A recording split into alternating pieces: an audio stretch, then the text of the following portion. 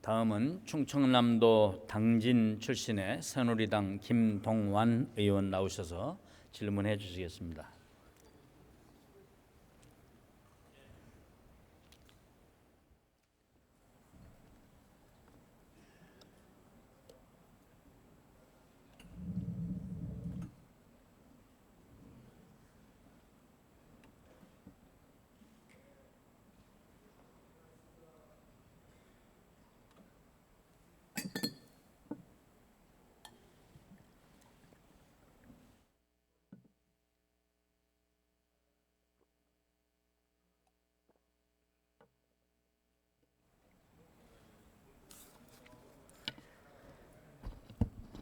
존경하는 이석현 국회 부의장님, 그리고 선배 동료 의원 여러분, 국무총리를 비롯한 국무위원 여러분, 충청남도 당진시 출신의 새누리당 김동완 의원입니다.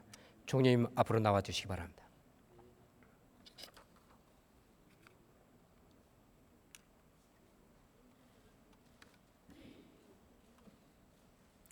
취임을 축하드립니다.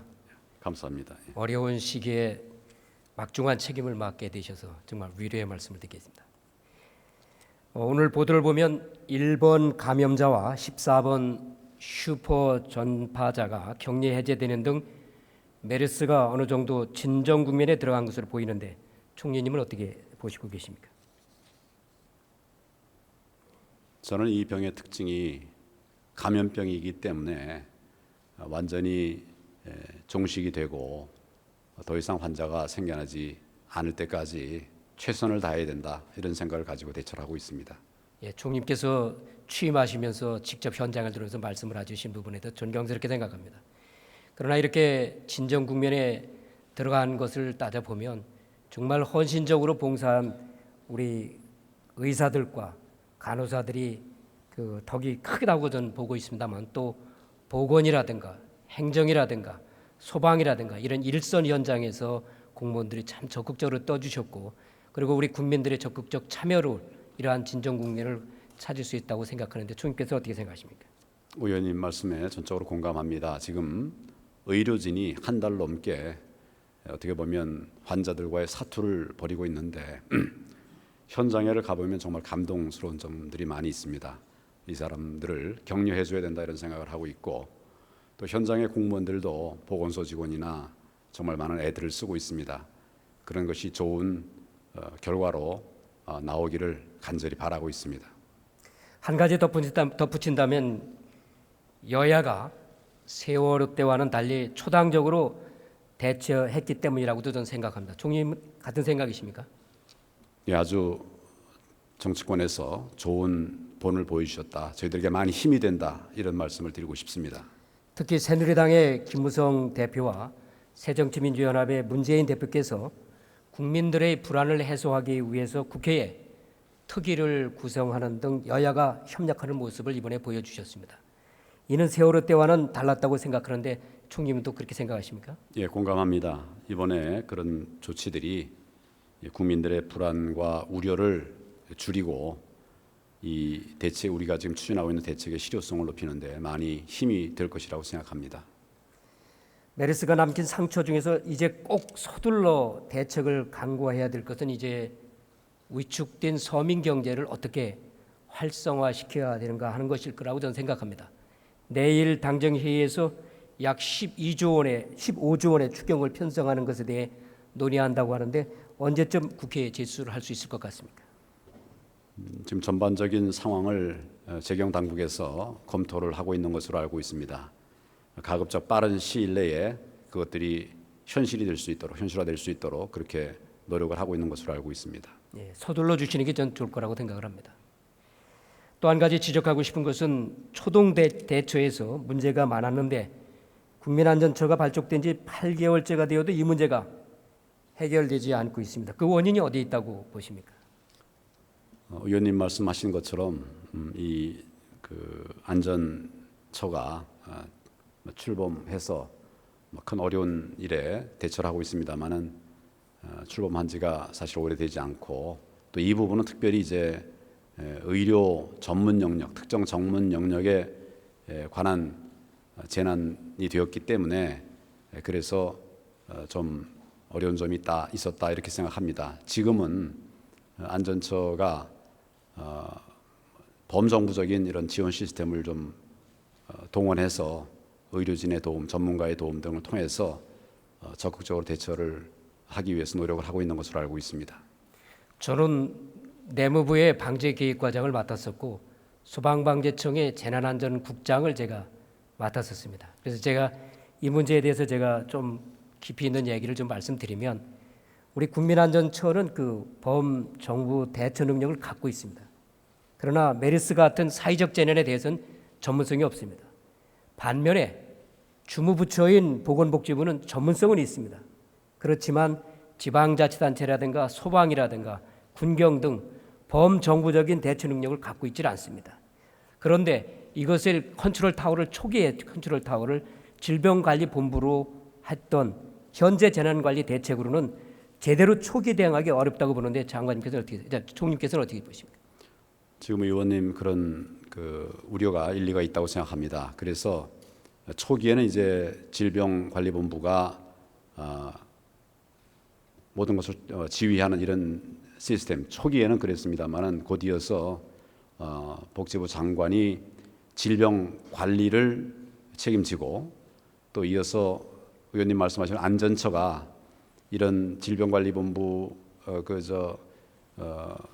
보건복지부 중심의 질병 대책을 전반적으로 국가의 모든 자원들을 동원 활용해서 지원하는 이런 투 트랙으로 그렇게 하고 있습니다. 그리고 경제부총리께서 그 당시에 총리 대행으로서 이걸 다 총괄하는 이런 시스템을 가지고 있었고 제가 총리가 된 뒤에는 그 시스템을 좀 정상적으로 그렇게 정착시키는 노력을 하고 있습니다.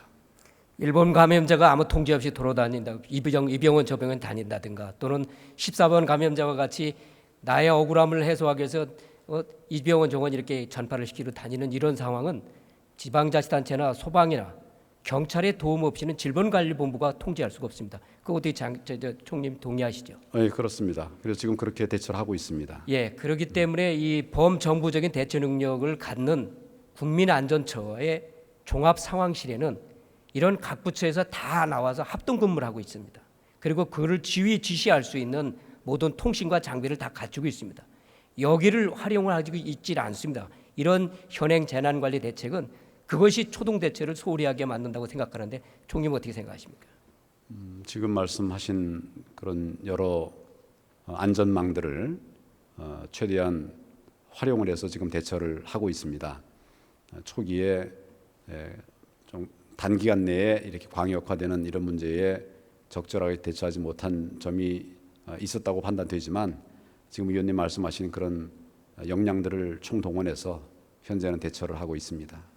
그것을 어떻게 개선할 것인가 하는 것은 제가 국민안전처 장관과 좀 구체적으로 좀 얘기를 나누겠습니다. 그러나 이번에 국민들이 어떻게 행동을 해야 되냐 하는 부분에 대해서도 정부에서 어떤 행동 지침을 주지 못하고 오히려 국민들은 SNS에 떠들어 다니는 걸 가지고 행동을 했고 이래서 이거를 전 교훈을 삼아서 이번에 국가방역 체계를 매뉴얼을 만들고 국민 행동 요령도 만들어서 국민에게 좀 알려야 한다고 생각하는데 총님 그렇게 하시겠습니까? 예, 의원님 말씀에 공감을 하고 그 매뉴얼들을 더 보강하고 보완하고 또 그것을 실현할 수 있도록 훈련하는 이런 일들도 같이 병행해 나가도록 하겠습니다. 총님 들어가십시오. 국민안전처장 나오시기 바랍니다.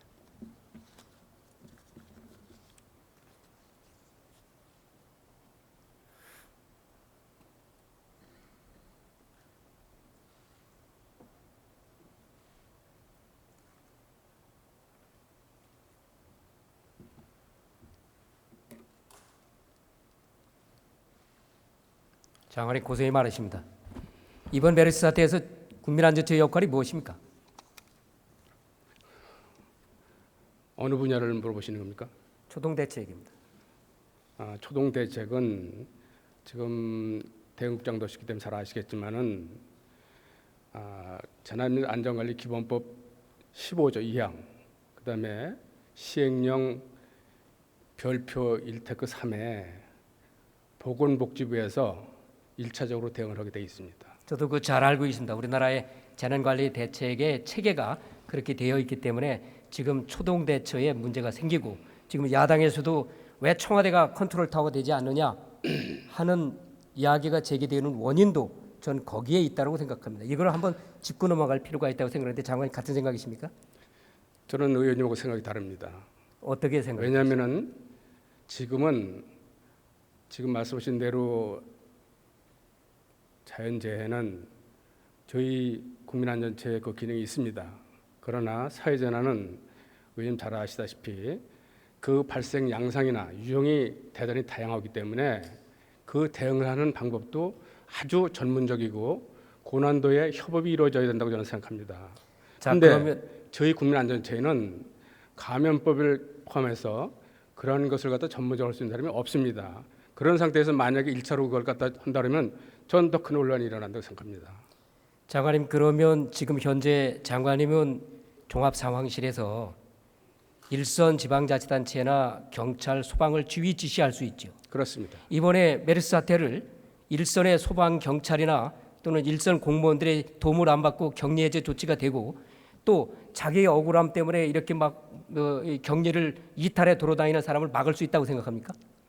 질병관리 공부가 할 수 막을 수 없다고 보건복지부가 할 수 생각합니다. 있다고 생각합니까? 막을 수 없다고 생각합니다. 경찰이 들어가야 된다 거기에. 근데 지금 현재 그거에 대한 주의권은 장관님 가질 수 있습니다. 그러니까는 제가 말씀드린 거는 전문적인 그러니까 보건복지부에서 지금 역학조사, 질병관리, 방역대책은 보건복지부에서 해야 된다고 생각하는 겁니다. 그리고 나머지는 제가 지금 역할을 다 하고 있습니다. 자 이렇게 하면 어떻게 할까요? 그 지금 현재 그 메르스 사태가 발생했을 때 종합 상황실을 지금 현재 보건복지부에 또 만들었지 않습니까? 이거를 통신과 장비를 다 갖추고 있고 그리고 모든 관계 부처에서 합동 근무를 하고 있는 국민안전처의 종합 상황실에 와서 근무를 했다고 한다면 어떻게 대처할 수 있었겠습니까? 의원님, 저 인체에 비해서 하겠습니다. 인체에 지금 피가 계속 24시간 돌고 있습니다. 그럼에도 불구하고 우리는 건강하기 위해서 운동도 하고 장관님 그런 얘기 하지 마시고요. 그 말씀 들어보세요. 예. 근데 그것을 갖다가 갑자기 보건복지부 장관이 쥐어든 그 질병관리본부를 아무런 지식이 없는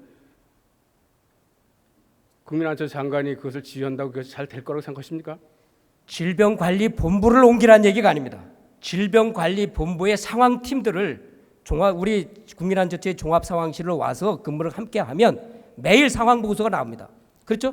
그 상황보고서에 따라서 국민안전처 상황실이 가지고 있는 경찰과 소방과 우리 보건에 대한 지식권을 행사를 한다면 초동대처가 될 수가 있습니다. 의원님, 그래서 저희들이 6월 3일 날 범정부 메르스 대책지원본부를 하면서 중앙관리본부, 보건복지부하고 저희들하고 24시간 영상회의를 할 수 있도록 하고 지금도 계속 하고 있습니다. 그것이 바로 지금 이제 저희들이 갖춘 시스템을 가장 효율적으로 이용할 것이라고 저는 생각하고 있습니다. 지난해 세월호 때 행정자치부 장관이 경찰교육원에 있다가 팽목항으로 직접 갔습니다. 그래서 언론에 상당히 비난을 받았습니다. 왜 광화문에 있는 종합상황실로 오지 않고 팽목항으로 갔느냐? 그거 왜 그런지 알고 계십니까? 저는 잘 모르겠습니다. 상황실에 가봐야 아무 현장을 모릅니다.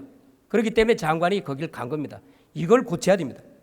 이거를 국가안전처의 그 종합상황실을 헬기에다가 카메라를 달아서 실시간으로 현장 상황을 종합상황실에 오도록 고치는 이런 노력이 있어야 되고 이번과 같은 사회적 재난의 경우도 질병관리본부의 종합상황팀이 국가안전처의 종합상황실에 와서 근무를 한다면 그 즉석에서 경찰, 소방, 모든 지방자치와 협조 체제를 가져가면서 대처할 수 있는 초동 대처가 제대로 될 수 있는 겁니다. 의원님 말씀하시는 거는 방재청 시절에 CCTV는 9,000대밖에 없었습니다. 그런데 국민안전처가 발족하고 나서 지금은 현재